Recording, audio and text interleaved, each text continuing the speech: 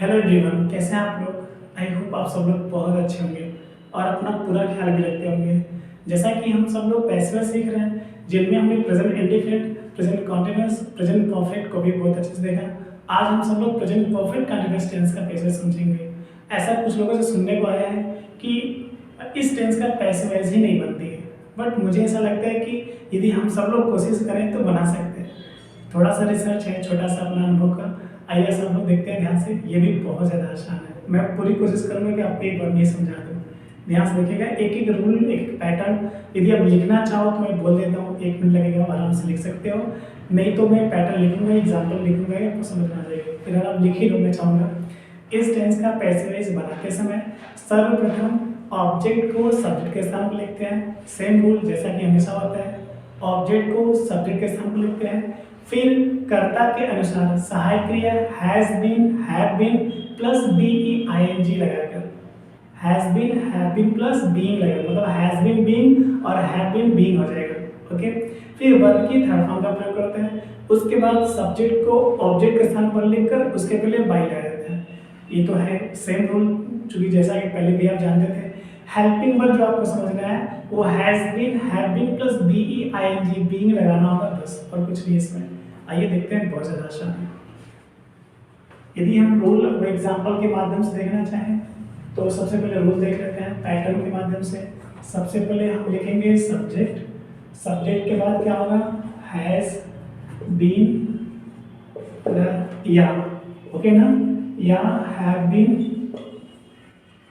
Plus बीईआईएनजी। ध्यान दीजिएगा, यही आपको विशेष लगाना होगा, बीइंग। उसके बाद क्या करेंगे, वर्ब की थर्ड फॉर्म का प्रयोग करेंगे। उसके बाद बाई होगा प्लस ऑब्जेक्ट हो जाएगा। ऑब्जेक्ट के बाद आप प्लेस भी टाइप कर सकते हैं, मतलब हम अदर वर्ड यदि लिख दें तो आप समझ जाइएगा, ठीक है। अब हम इसका नेगेटिव इंट्रोगेटिव भी बहुत अच्छे से एग्जांपल के माध्यम से ही समझेंगे। एग्जांपल के माध्यम से देखते हैं,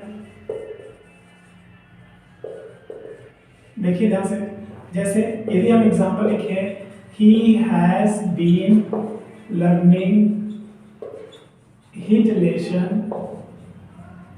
his lesson since morning, okay ना। ऐसा होता है, मतलब ये प्रेजेंट परफेक्ट कॉन्टिन्यूअस टेंस के, इसमें सेंस पर निश्चित समय दिया रहता है, निश्चित व अनिश्चित दिया रहेगा समय, और से शब्द के लिए सेंस या फार लगाना होगा आपको। तो टेंस आप जानते ही हो, मुझे पैसेज बताना है, तो बनाना कैसे है, वर्ब के बाद जो होता है वही ऑब्जेक्ट होता है। तो हिज लेसन आपका ऑब्जेक्ट है, अब ये सब्जेक्ट हो जाएगा तो हिज लेसन ही होगा। ध्यान दीजिएगा, हिज लेसन ही होगा, सब्जेक्ट भी हो गया। अब हिज लेसन के अकॉर्डिंग आपको सब हेल्पिंग वर्ब लगानी है, तो हैज लगानी है, हैव लगानी है, डिपेंड करता है कि ये सिंगुलर है या प्लूरल है। तो इसे हम सिंगुलर मानेंगे, इसलिए हैज बीन लगाएंगे। हैज बीन के बाद क्या कह रहा है, has been, have been plus being. ये बीइंग जो लगती है बेटा, ये लगती है आईएनजी को दर्शाने के लिए, ठीक है, कॉन्टिन्यूअस टेंस को दर्शाने के लिए, ठीक है।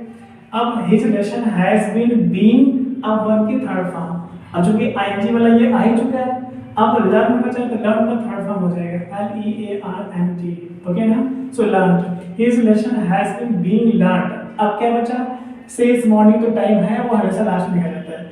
अब सब्जेक्ट को ऑब्जेक्ट के स्थान पर लिखेंगे, लेकिन उसके पहले बाई लगा देंगे, बाय हिम सिंस मॉर्निंग बचा रहा है, तो आप लास्ट में लिख के फुल स्टॉप लगा दीजिए। चूंकि टाइम ही है, टाइम हमेशा लास्ट में लिखा ही जाता है, आपको सोचना है उसके लिए नहीं, ठीक है ना। आप यदि इंट्रोगेटिव की बात कर ले, have you not been helping them from morning, क्या आप सुबह से उनकी मदद नहीं कर रहे हैं। सिंपल। अब क्या करना होगा आपको, है तो ये भी प्रेजेंट परफेक्ट कंटीन्यूअस टेंस। अब चूंकि इंट्रोगेटिव सेंटेंस आएंगे तो क्या करना होगा, जब ये इंट्रोगेटिव है तो पैसिव वॉइस भी इंट्रोगेटिव होगा, है ना। ये आपका एक्टिव वॉइस है, ये पैसिव वॉइस है। अब ये फिर से एक्टिव वॉइस होगा, अब यहाँ हम पैसिव वॉइस लिखेंगे। तो हेल्पिंग ये जो वर्ब है, इसी ठीक बाद आपका ऑब्जेक्ट होता है।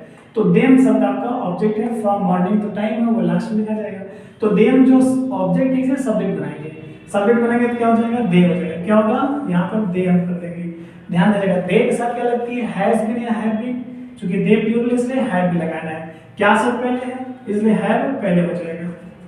क्या शब्द पहले कैसे समझे, सहायक क्रिया जब पहले होती है, हेल्पिंग वर्ब जब भी पहले होता है, वो क्या शब्द को ही कोशिश करता है, रखता है, ठीक है ना। तो क्या तुम, उसी प्रकार से क्या वे।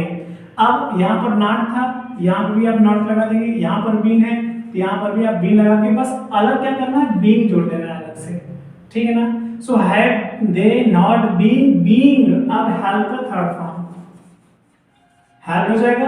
अब चूंकि क्या करना है, यहाँ पर देम ऑब्जेक्ट है, इसका मतलब वर्ब का ऑब्जेक्ट है, तो ये सब्जेक्ट को ऑब्जेक्ट बनाएंगे। तो सब्जेक्ट क्या है आपका यू सब्जेक्ट को जब हम ऑब्जेक्ट बनाएंगे तो बाय यू कर देंगे, ठीक है ना। अब बचा क्या, सिंस मॉर्निंग, टाइम है लास्ट में उतार दीजिए आप, टाइम हमेशा लास्ट में उतार जाता है, लास्ट में फिर क्वेश्चन मार्क देना आप। क्योंकि प्लेस का कम है, स्पेस ज़्यादा नहीं है, इसलिए मुझे लगा मैं एरर कर दूँ, समझ जाएंगे आप लोग। है भी कुछ भी तो नहीं है इसमें जो आप विशेष आपको परेशान करें। एक एग्जांपल और देख लीजिए एक्टिव वॉइस के माध्यम से, जैसे हु हैज़ बीन बीटिंग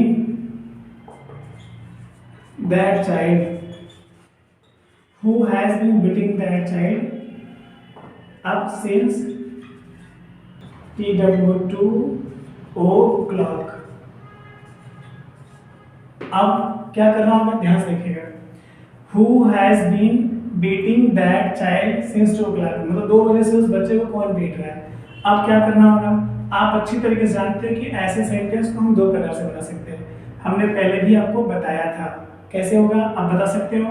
तो लिखने के लिए आपको बस सबसे पहले ये समझना होगा कि हम सबसे पहले यदि हम पैसिव की बात करें तो सबसे पहले हु को हु में उतार देंगे, फिर उसके बाद ये डिपेंड करता है कि हु सिंगुलर या प्लूरल, क्योंकि ऊपर हु के बाद हैज लगा है तो हु तो सिंगुलर ही है।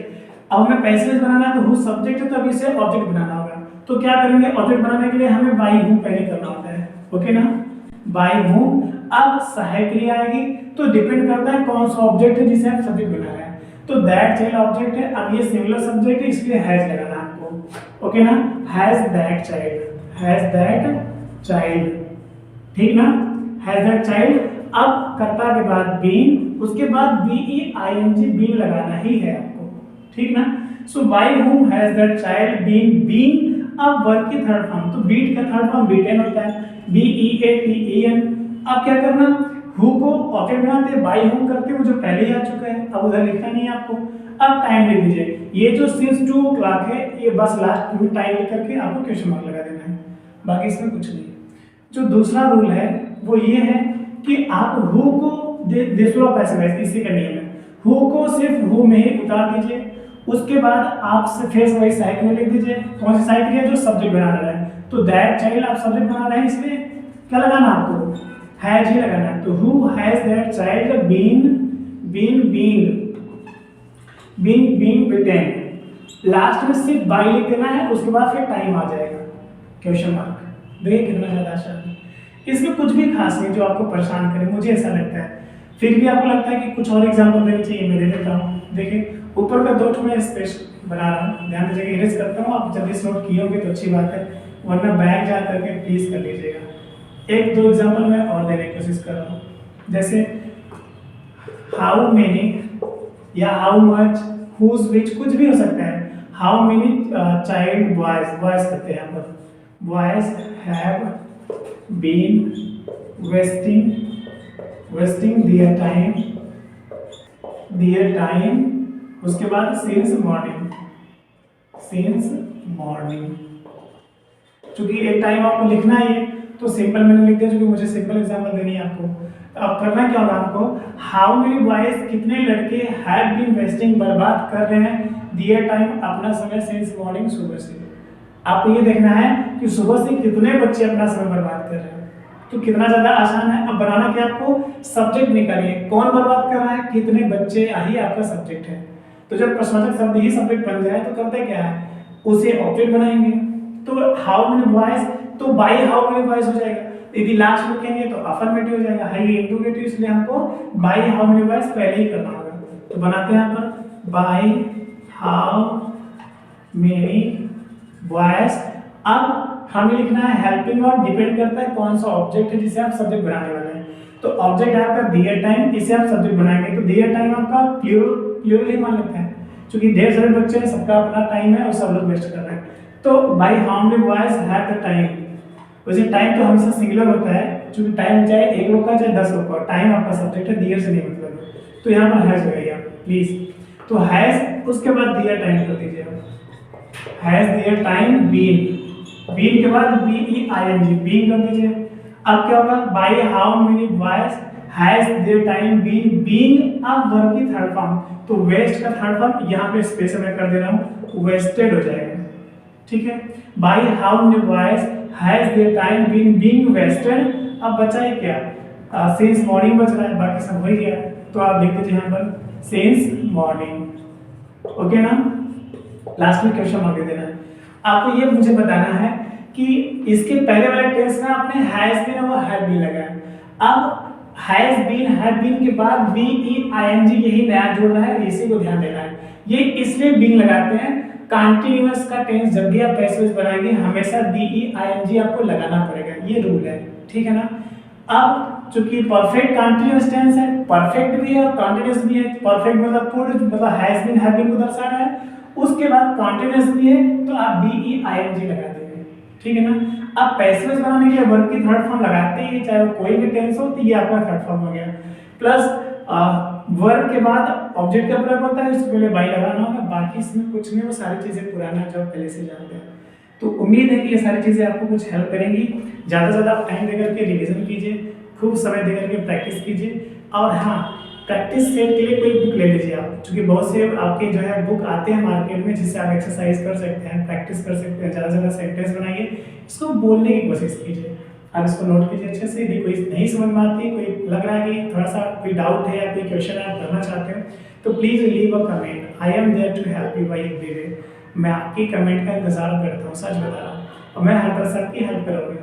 आप अपना पूरा ख्याल रखते हुए समाज की, देश की सेवा और सम्मान करते हुए आगे बढ़ते रहिए, अपना पूरा ख्याल रखिए। Wish you very all the best for your bright future. Thank you so much, love you all guys, all the best.